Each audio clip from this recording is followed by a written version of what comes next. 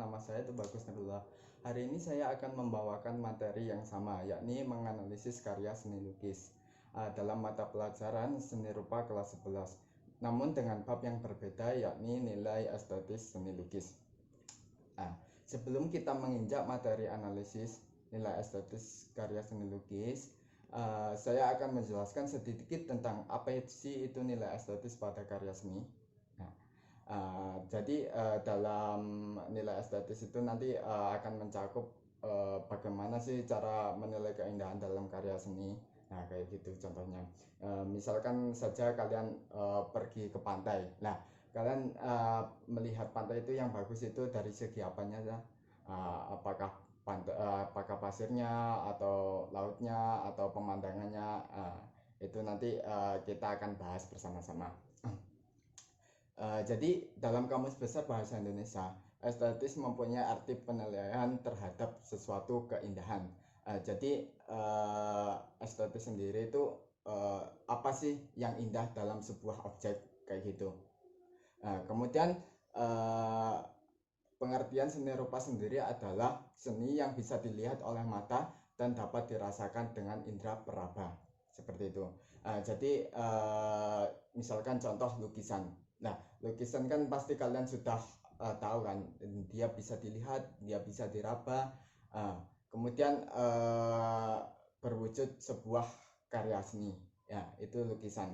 Nah, cara menilai lukisan itu bagaimana sih? Nah, kita nanti akan bahas bersama-sama. Kemudian saya kasihkan sedikit tutorial tentang cara menganalisis nilai estetis pada karya seni lukis. Dengan demikian nilai estetis karya seni rupa adalah sebuah keindahan yang bisa dirasakan setelah kita melihatnya dan bahkan merabanya. Itu adalah pengertian lengkap tentang nilai estetis karya seni, seperti itu.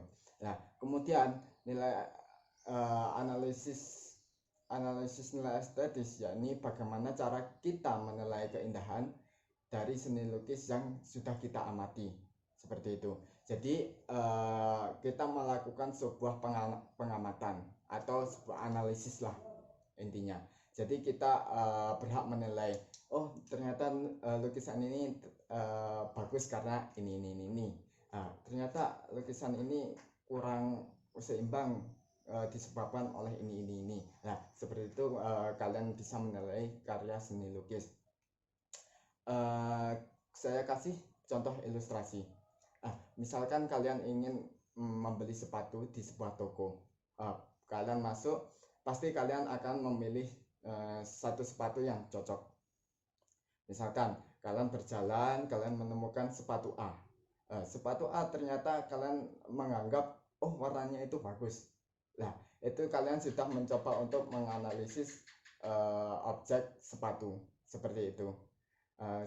Kalian sudah menganalisis nilai estetis pada objek sepatu.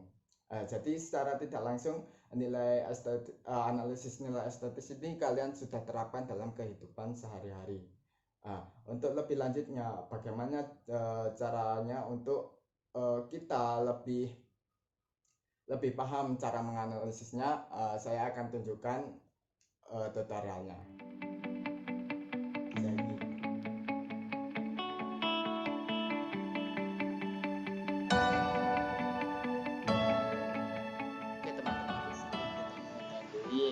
Apa itu nilai estetis pada karya seni lukis?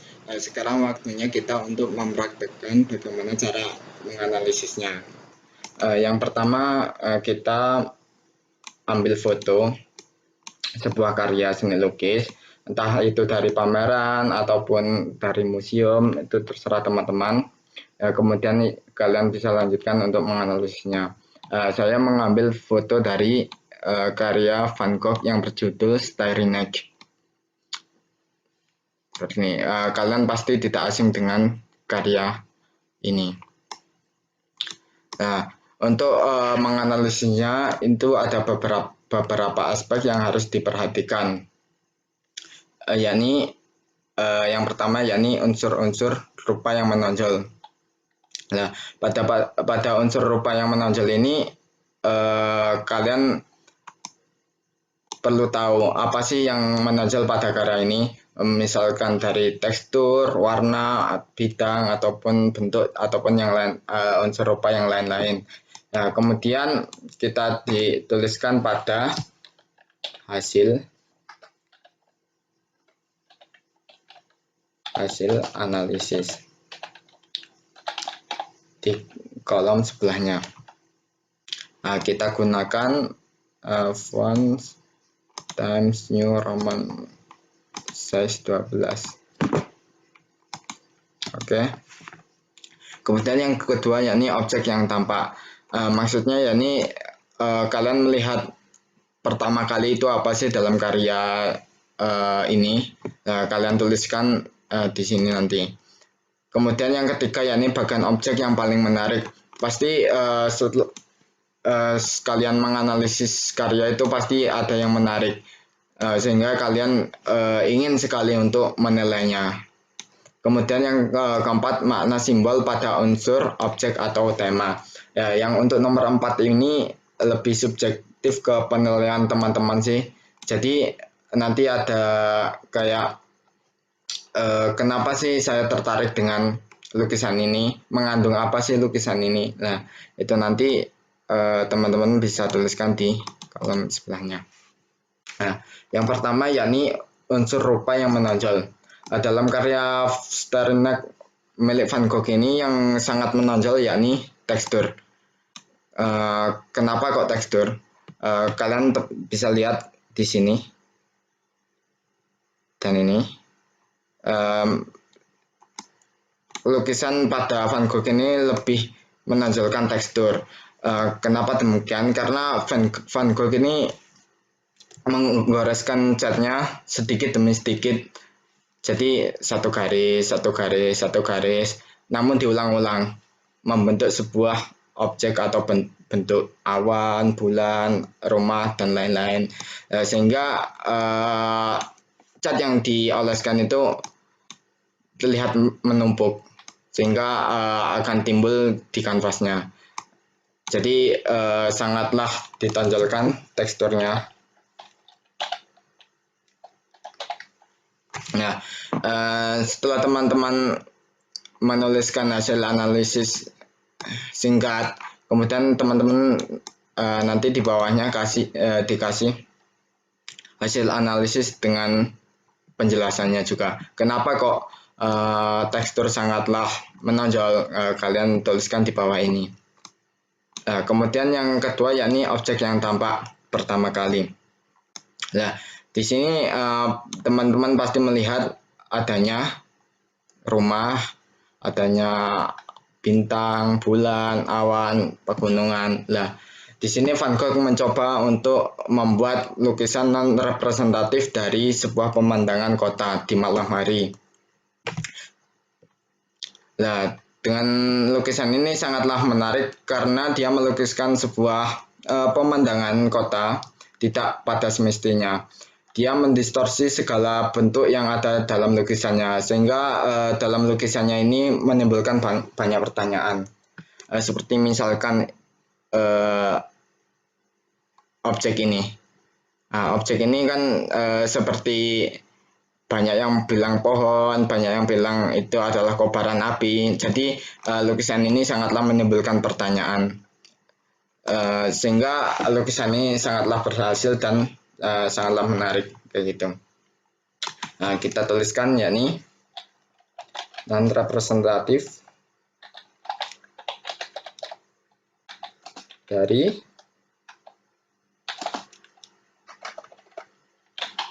sebuah pemandangan kota.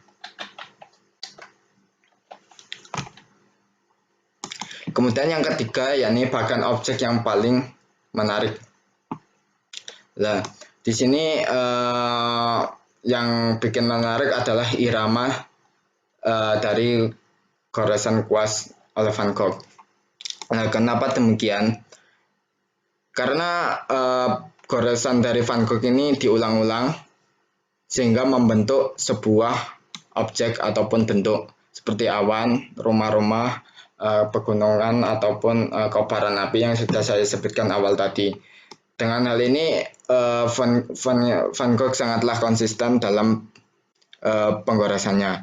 Lanjut dengan pemilihan warnanya pun juga dia sangatlah konsisten dan menimbangkan irama yang terlihat. Seperti misalnya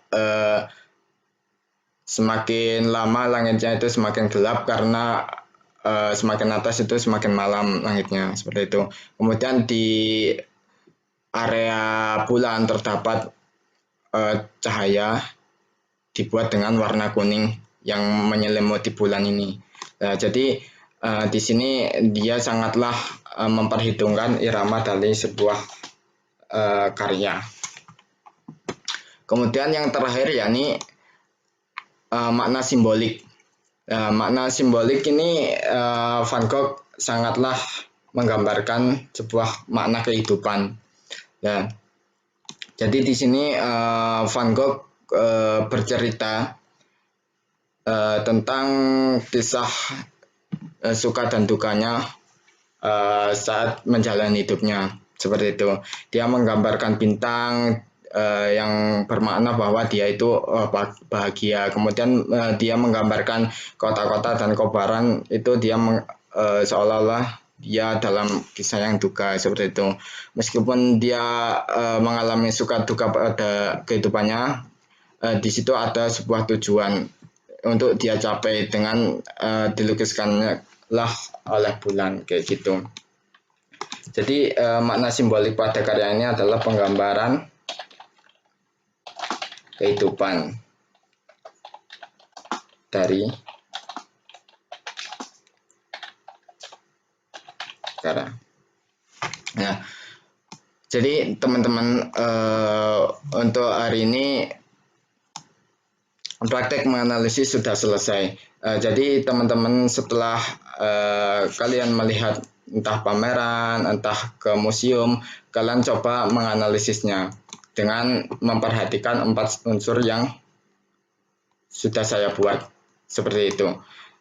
Jadi tugas kalian nantinya yakni menganalisis sebuah karya dengan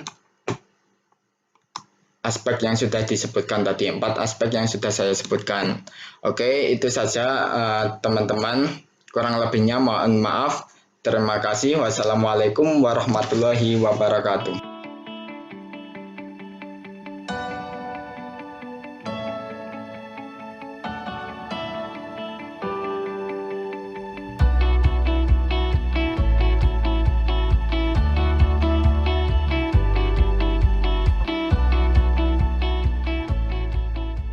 Assalamualaikum warahmatullahi wabarakatuh.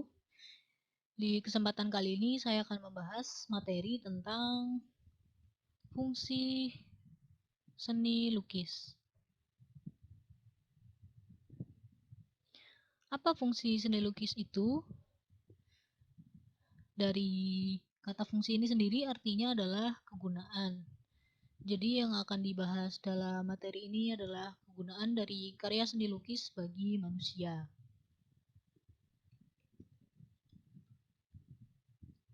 Seni lukis memiliki fungsi yang berbeda-beda bagi kehidupan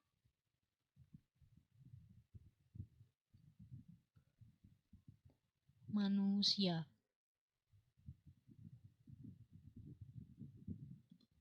Fungsi ini mencakup banyak aspek dalam kehidupan sehari-hari manusia. Nah, secara umum, fungsi seni lukis dibagi menjadi 3, yaitu fungsi primer, sekunder, dan fisik.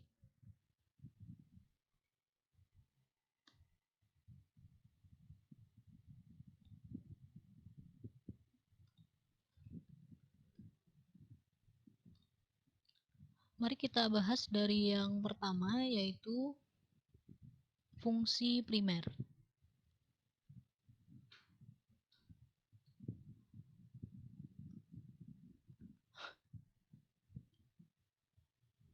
Fungsi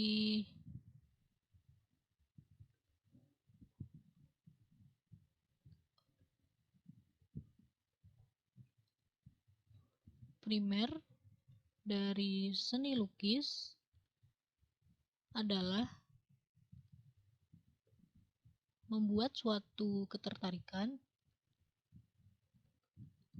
kepada lukisan yang diciptakan.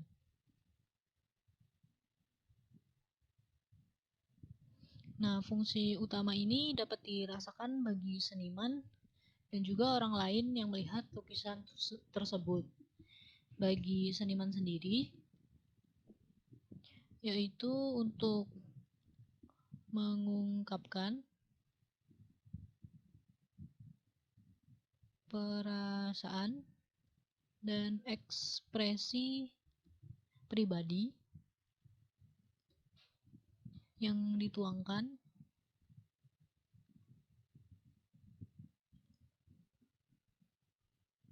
ke lukisan yang diciptakan.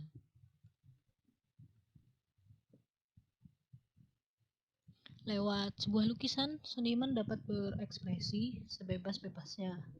Ekspresi dan perasaan yang dirasakan oleh seniman itu lalu dituangkan ke dalam lukisan yang dibuatnya. Sedangkan bagi orang lain yang melihat, khususnya pecinta seni, akan mendapatkan kepuasan batin atau pengalaman estetis. Kepuasan batin atau pengalaman estetis ini didapat dengan merasakan nilai estetis dalam lukisan tersebut. Contoh pada gambar berikut ini yaitu karya seni lukis yang dipajang di sebuah pameran dan didatangi oleh pengunjung yang memang bertujuan untuk melihat lukisan-lukisan yang dipamerkan. Maka fungsi yang dimiliki dari lukisan tersebut merupakan fungsi primer.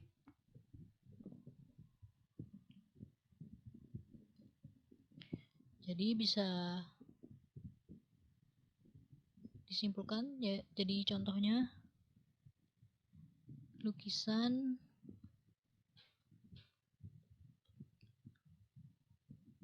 yang dipajang di sebuah pameran dan dilihat oleh pengunjung.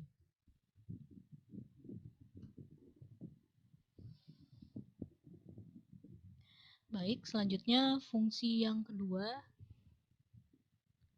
yaitu fungsi sekunder.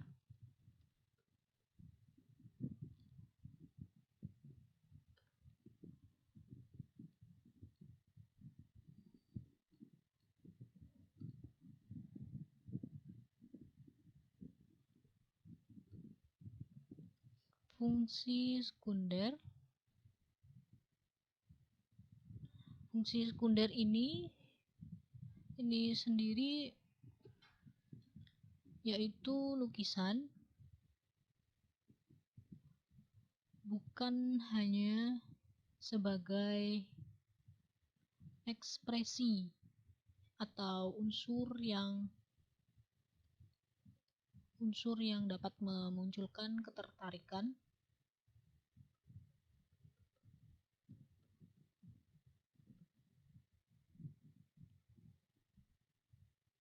tetapi lebih dikhususkan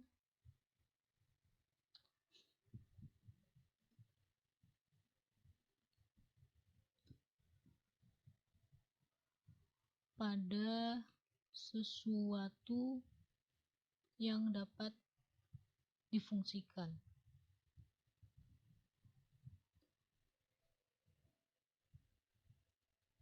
difungsikan seperti apa. Contohnya lukisan yang memiliki nilai estetis yang tinggi tentu memiliki nilai jual yang tinggi pula. Dengan begitu, seni lukis tersebut dapat difungsikan untuk bisnis dengan menjual karya lukisan kepada orang lain yang berminat terhadap lukisan tersebut. Jadi contohnya untuk berbisnis dengan menjual lukisan kepada orang lain. Nah, contoh yang lain yaitu untuk menyampaikan nilai-nilai dalam kehidupan manusia. Nilai-nilai apa saja itu? Bisa nilai sosial, ketuhanan,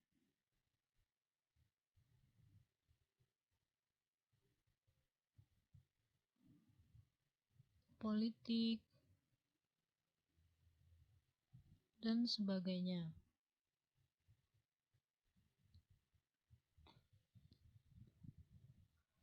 Mari kita lihat pada contoh gambar berikut ini. Lukisan ini adalah lukisan dari Pablo Picasso yang dijual dengan harga 685 miliar rupiah di sebuah lelang. Jadi lukisan ini memiliki fungsi sekunder untuk berbisnis, yaitu untuk dijual. Lalu pada contoh gambar berikut ini menunjukkan sebuah lukisan yang dipamerkan di sebuah galeri. Pada lukisan tersebut menggambarkan kesengsaraan yang dialami oleh orang utan akibat ulah manusia, dan di dalam lukisan ini memiliki nilai yang terkait dengan pelestarian alam.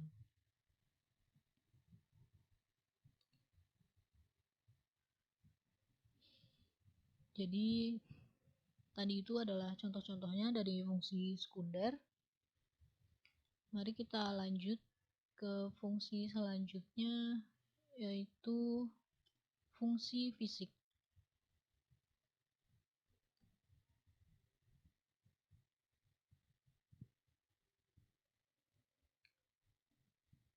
Fungsi fisik seni lukis ini lebih dikhususkan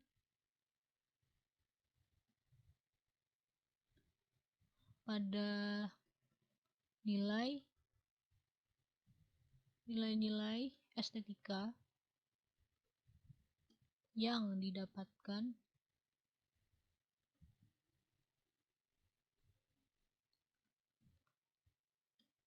dari sebuah lukisan.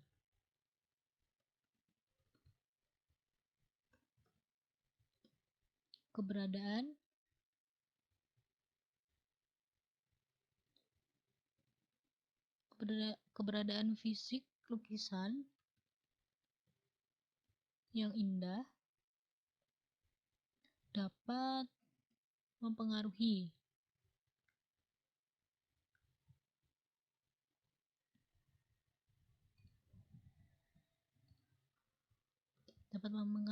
hal-hal lain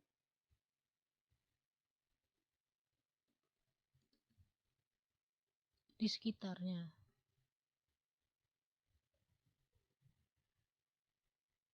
Seperti menambah suasana tertentu pada sebuah ruangan.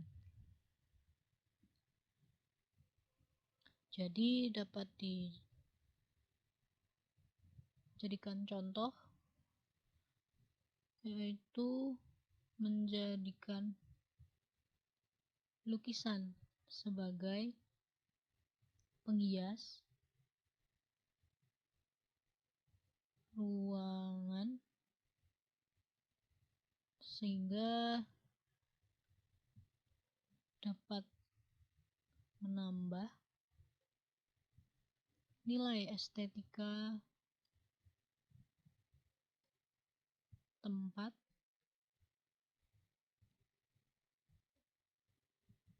nilai estetika tempat atau ruangan yang ditempatinya. Dengan begitu dapat membuat orang lain yang melihat akan terkesan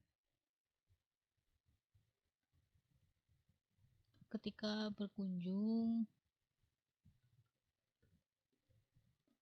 ke ruangan tersebut.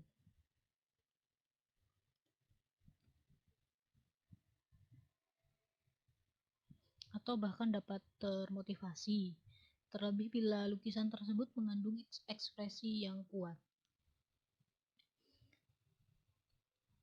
Nah, mari kita lihat gambar contoh berikut ini. Seperti pada contoh gambar berikut ini, lukisan ini diletakkan di sebuah ruang tamu dengan tujuan untuk menghias ruang tersebut. Dengan adanya lukisan ini, suasana yang ditimbulkan pada ruangan adalah suasana yang nyaman, dingin, karena perpaduan warnanya yang cenderung kalem ini, lalu tentram dan terkesan teratur. Selanjutnya pada contoh gambar berikut ini ada sebuah lukisan yang diletakkan pada sebuah dinding di ruang makan dan berada di dekat dapur. Lukisan ini menambah kesan artistik yang tidak biasa karena diletakkan di tempat yang tidak biasa pula. Menimbulkan perasaan bebas namun tentram bagi siapapun yang melihatnya.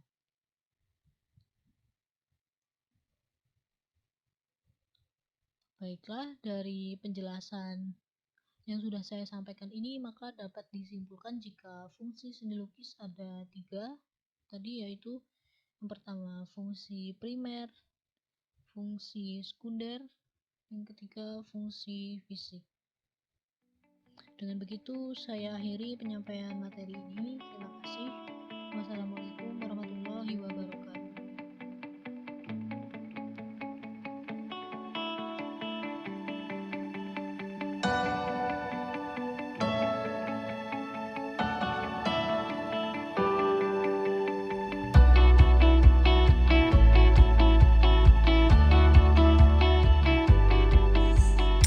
Di sini aku mau jelasin tentang tokoh-tokoh seni lukis dan aliran-alirannya. Oke, yang pertama ada aliran romantisme. Sebenarnya apa sih aliran romantisme itu? Aliran yang menggambarkan suatu kenyataan dengan cara dramatisir dan suasananya seperti mimpi. Oke, kita langsung aja ke contoh karya-karyanya dalam aliran romantisme. Dilihat dulu ya dari ciri-ciri romantisme, dari segi bentuknya, dari segi warnanya, dari segi penggambaran emosionalnya, itu sangat imajinatif kalau menurut aku. Karena di dalam sisi seniman itu mampu mengekspresikan kenyataan itu sesuai dengan apa yang dirasakannya. Bisa kita lihat ya dari pasangan ini misalnya, mereka berjalan menyusuri tepi sungai dan di sekitarnya itu suasananya itu malam tapi agak dilebih-lebihkan, jadi tapi tetap warnanya itu dalam kesatuan seni gitu loh, jadi bagus dan enak dilihat gitu. Terus yang berikutnya juga dari kedalaman warnanya itu agak dramatisir, terus teatrikal, dan pokoknya dari karya-karya ini tuh menggambarkan perasaan yang kuat dan perumpamaan. Juga bisa dilihat ya dari contoh karya pertarungan ini. Ya, emosi yang ditampilkan itu sangat kuat. Ini merupakan ciri-ciri dari aliran romantisme. Nah, di dalam aliran romantisme ini tokoh-tokohnya siapa aja?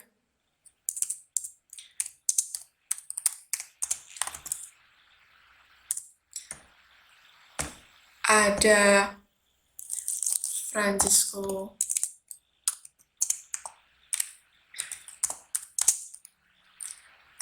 Goya,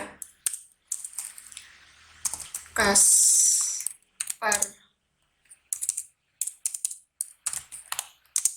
David, kemudian ada Henry Fuseli. Oke, cukup dari aliran romantis. Yang kedua ada aliran naturalis. Dari namanya saja kita bisa tahu ya, aliran ini yang menggambarkan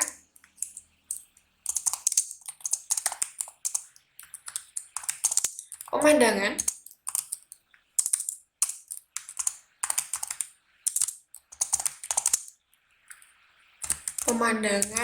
alam. Kita langsung lihat ke contoh karyanya.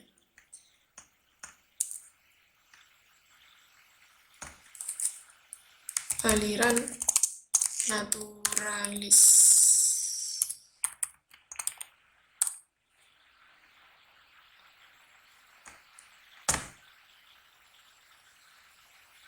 Nah, kita juga bisa lihat ya dari karya-karyanya naturalis itu bagaimana. Naturalis ini menggambarkan pemandangan. Jadi apa yang dilihat seniman, khususnya alam terbuka, itu digambarkan secara natural. Jadi tidak ada unsur mendramatisir, tapi natural gitu loh. Adanya alam, misalnya seperti pemandangan gunung, ya pemandangan gunung seperti yang dilihat seniman, seperti ini, ya yang digambarkan juga seperti ini. Itu. Tokoh-tokohnya itu ada apa? Siapa aja?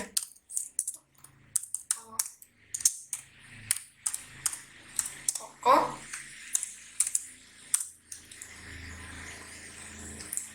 ada John Constable, sama yang di Indonesia itu ada Basuki Abdullah.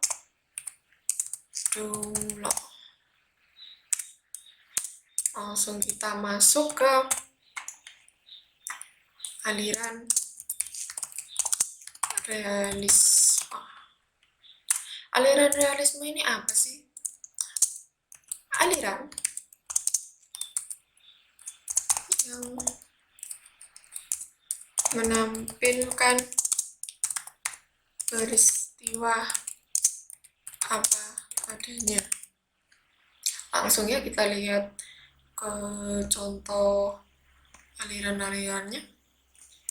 Aliran realisme.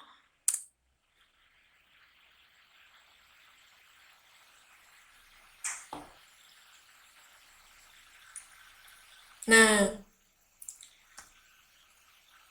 pada aliran ini seperti yang disebutkan oleh Google, itu mengangkat peristiwa keseharian yang dialami orang kebanyakan. Jadi kehidupan sehari-hari masyarakat itu digambarkan di aliran realisme. Terus benar-benar real gitu loh, kondisi aslinya masyarakat itu bagaimana gitu loh.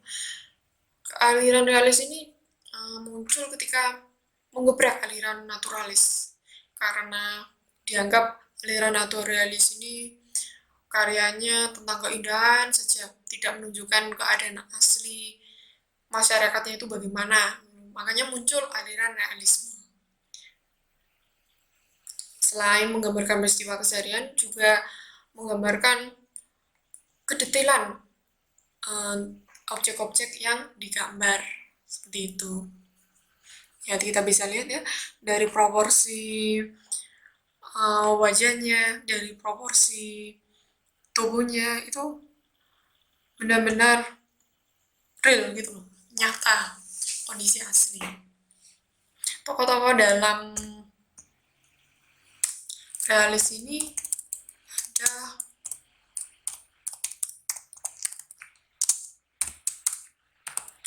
pertama ada Gustav Courbet, kemudian ada Thomas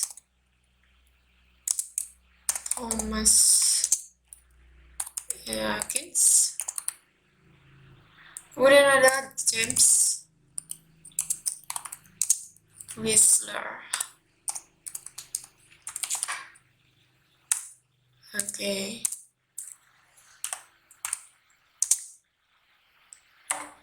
Oke, maaf, ini kita bedakan aja supaya kita tidak bingung.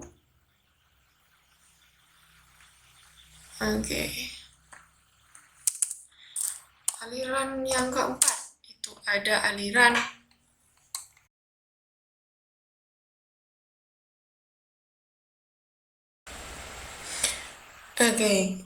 aliran kubisme.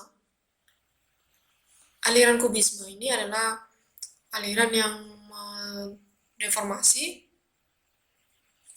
menyederhanakan objek alam di sekitar sang seniman. Kita bisa lihat ya, dari menggambarkan bunga, untuk mereka menggambarkan kayak segitiga gitu. Jadi mereka menyederhanakan bentuk gitu. Misalnya dengan benda-benda geometris. Kalau bunga itu kan agak lonjong, agak ngerucut bagian ujungnya gitu kan. Tapi kalau mereka langsung disederhanakan menjadi prisma, segi enam, segitiga gitu kan, untuk menciptakan suatu seni yang bisa kita lihat sampai sekarang ini dan kita nikmati juga gitu. Di aliran kubisme ini ada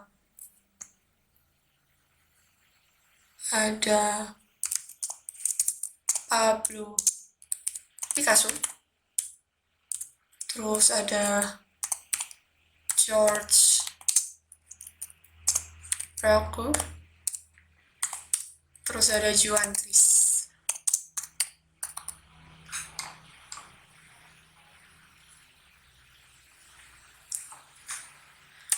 Next,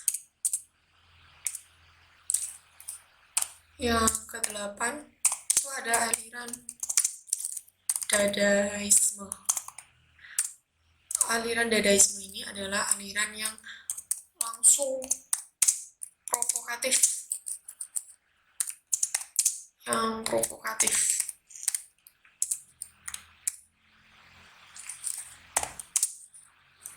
terhadap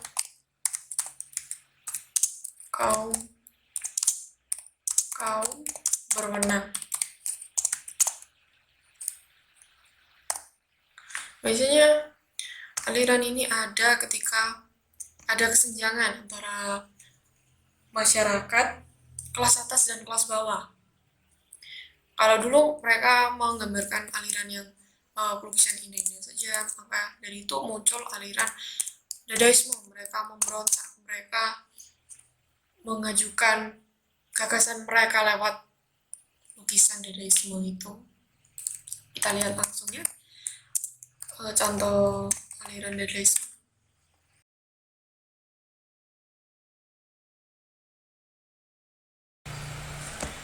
Oke, ini adalah aliran Dadaisme.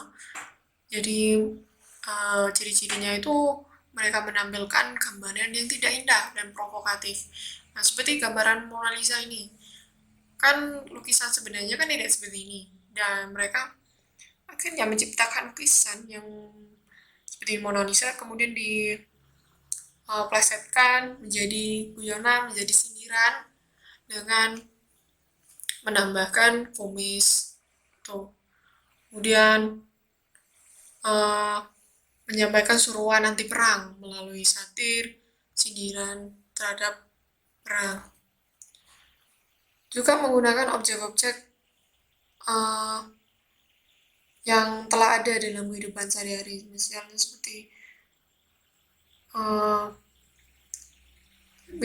seperti ini, roda, terus mesin-mesin gitu. Jadi mereka berusaha memberi pesan anti kaum borjuis yang dianggap pada masa itu menyebabkan perang dunia satu.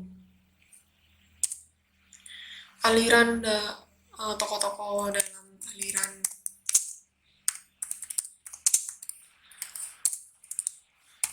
Dadaisme ini ada Francis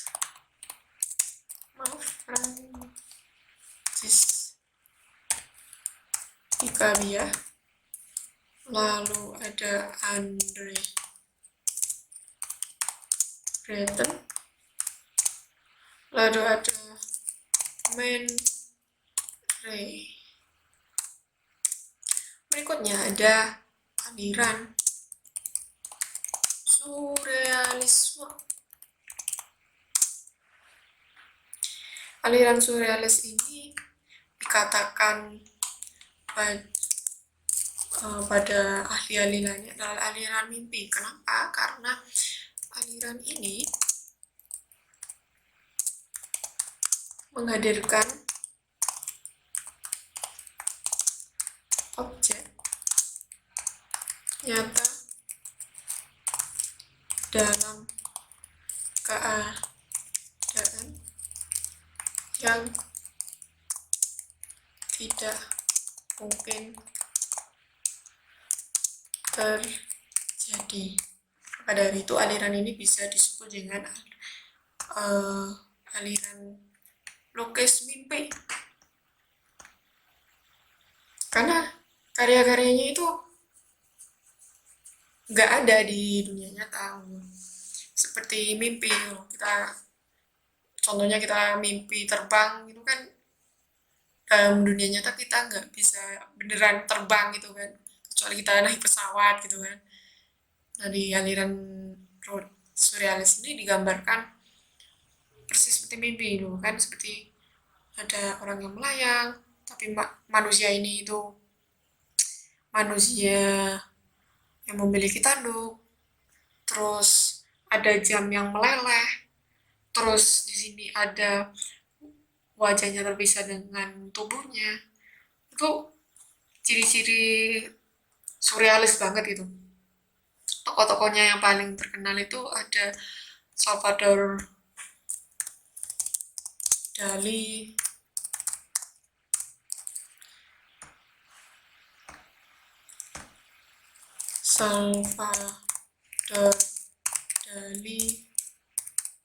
terus ada John Miro, ada Marx and gitu.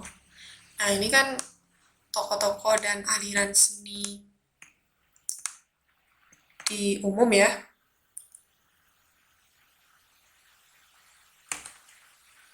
Nah, di Indonesia itu ada yang seperti kita tadi saya contohkan, ada beberapa seniman dari Indonesia.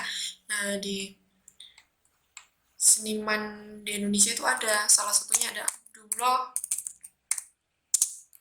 Suryo Subroto. Mari kita lihat lukisannya ya.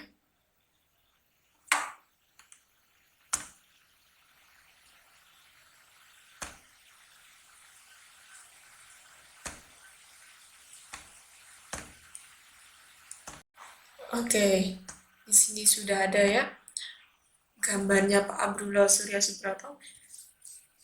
Beliau merupakan seniman di Indonesia.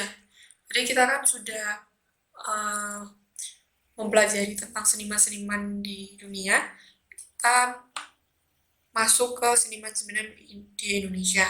Ada Pak Abdullah Surya Subroto. Beliau merupakan pelukis naturalis di Indonesia. Lahir di Semarang pada tahun 1878. Nah, pada mulanya nih, Pak Abdullah ini mengikuti jejak ayahnya, masuk ke sekolah kedokteran di Jakarta. Tapi, ketika beliau lulus, tiba-tiba Pak Abdullah banting, setir ke seni lukis dan masuk sekolah seni rupa. Semenjak itu, Pak Abdullah konsisten menggeluti profesinya sebagai pelukis. Keputusannya yang diambil sewaktu muda itu tidak sia-sia gitu loh. Berkat karya yang dihasilkan, itu dia masuk ke dalam tokoh-tokoh besar yang dikenang sampai sekarang. Berikutnya ada seniman Avandi. Nah, ini tadi sudah disinggung karya-karyanya Bapak Avandi. Beliau merupakan seniman ekspresionisme. Di antara para maestro dan legenda pelukis terkenal di Indonesia, Pak Avandi yang menggunakan teknik lukis paling aneh. Ia melukis tidak menggunakan kuas. Proses awalnya itu yang lakukan adalah menampakkan cat-cat berwarna ke dalam kanvas. Jadi seperti ini gambar beliau menggambar potret dirinya dengan goresan-goresan kuas, goresan-goresan botol cat yang langsung membentuk wajahnya. Bapak ini juga dikenal sebagai sosok yang sederhana, tapi juga dinilai jenius karena Bapak Avandi ini menghasilkan karya lebih dari 2000 lukisan. Wow. Semoga kita juga bisa seperti bapaknya menggeluti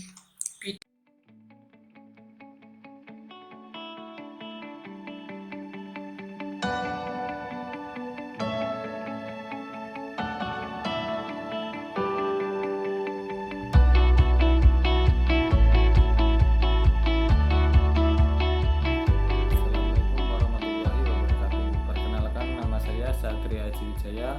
Di sini saya akan menyampaikan materi yang sama, yaitu menganalisis karya seni lukis seni rupa kelas 11, tetapi di bab yang berbeda, yaitu bab prosedur pembuatan seni lukis. Dalam prosedur pembuatan seni lukis ada 5 langkah, yaitu memunculkan gagasan, kedua memilih bahan, ketiga menentukan teknik, yang keempat membuat sketsa, dan yang terakhir menyempurnakan lukisan. Hal yang pertama dilakukan dalam membuat seni lukis yaitu menentukan gagasan. Untuk menentukan gagasan atau ide kreatif ini dapat ditemui dengan cara macam-macam, seperti membaca buku, melihat film, pergi ke museum, galeri, atau juga bisa dari pengalaman-pengalaman pribadi. Yang kedua adalah memilih bahan. Setelah menentukan gagasan atau ide kreatif, selanjutnya yaitu kita akan memilih bahan. Banyak bahan yang dapat digunakan dalam seni lukis, seperti contohnya kertas, karton, pensil warna, krayon, spidol, cat air, cat minyak, dan masih banyak lainnya. Selanjutnya langkah yang ketiga yaitu menentukan teknik. Ada banyak teknik yang dapat digunakan dalam membuat seni lukis. Di antaranya yaitu dengan teknik plakat, teknik akuarel, teknik timbul, dan lain sebagainya. Langkah selanjutnya yaitu adalah membuat sketsa. Membuat sketsa ini maksudnya adalah membuat gambaran awal lukisan yang nantinya akan diselesaikan untuk disempurnakan menjadi sebuah lukisan. Langkah yang terakhir yaitu menyempurnakan lukisan. Dalam menyempurnakan lukisan itu dilakukan dengan cara mewarnainya, yaitu mewarnai objek dan juga background atau latar belakangnya, juga memperjelas outline, memberi lighting, dan juga diberi gelap terang. Sekian, terima kasih. Wassalamualaikum warahmatullahi wabarakatuh.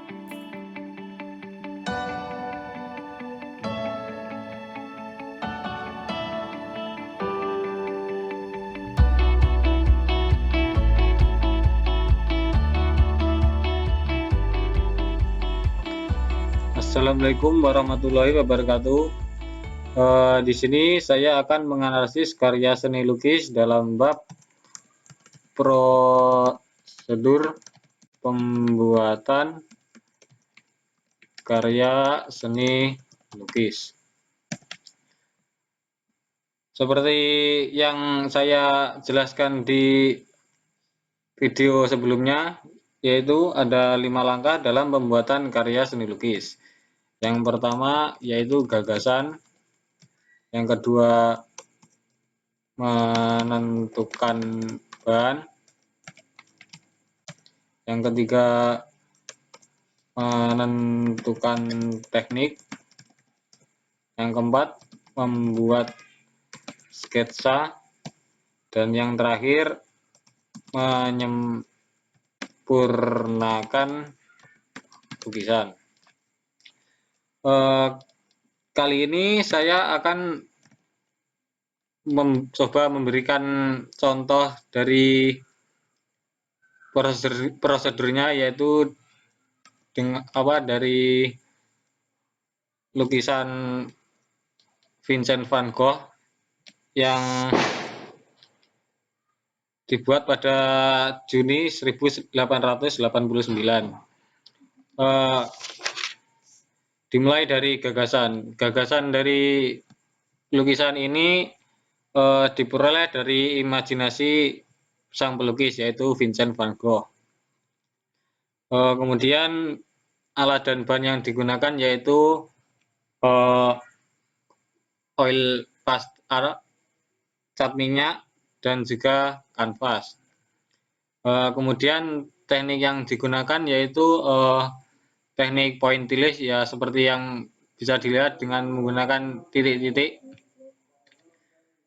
Ini dimulai dengan sketsa, yaitu membuat garis-garis yang terbilang tebal ini, dan kemudian yang terakhir ia menyempurnakan lukisannya dengan memilih warna-warna yang seperti judulnya, yaitu malam.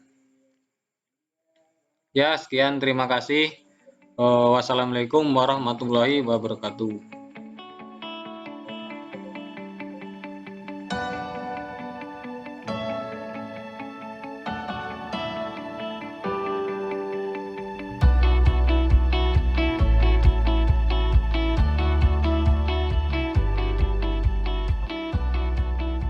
Assalamualaikum warahmatullahi wabarakatuh. Saya Siti Alibawah akan membawakan materi mengenai analisis karya seni lukis kelas 11.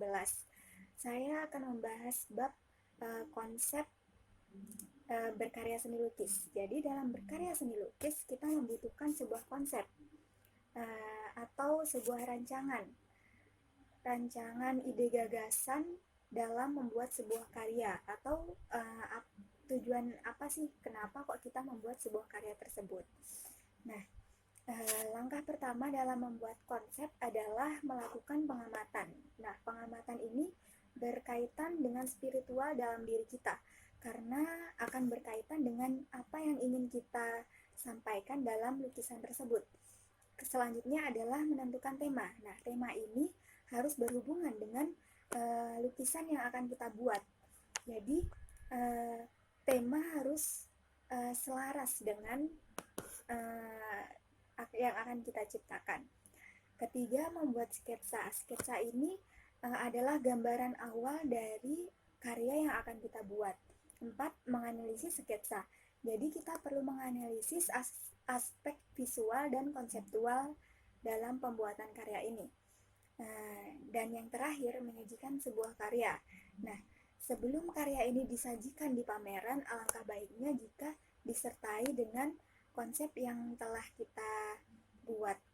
Nah, dengan pembuatan label judul, tahun, media, nama pencipta, ukuran, dan foto karya. Sekian yang bisa saya sampaikan. Wassalamualaikum warahmatullahi wabarakatuh.